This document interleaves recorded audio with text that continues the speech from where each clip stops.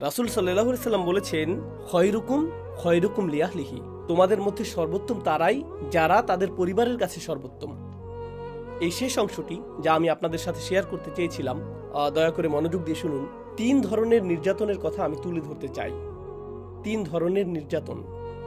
এর মধ্যে প্রথমটি হলো সবচেয়ে খারাপ, আর তা হলো শারীরিক নির্যাতন। সেটা আসলেই প্রশ্নের ঊর্ধ্বে। রাসূল সাল্লাল্লাহু আলাইহি সাল্লাম সরাসরি বলেছেন, লা তাদরিবু ইমা আল্লাহ, আল্লাহর দাসীদের আঘাত করো না। সরাসরি বলেছেন, আল্লাহর দাসীদের আঘাত করো না। আল্লাহ রাসূল বলতে পারতেন, লা তাদরিবুন নিসা, নারীদের আঘাত করো না, তাই না? নারীদের আঘাত করো না, কারণ আল্লাহর দাসীরা আসলে নারী। কিন্তু এই শব্দগুলোর শক্তিমত্তা হলো, যখন আপনি তাদেরকে আল্লাহর দাসী বলেন, তখন মৌলিকভাবে তারা কার সাথে সম্পর্কিত? তাদের মালিককে, আল্লাহ।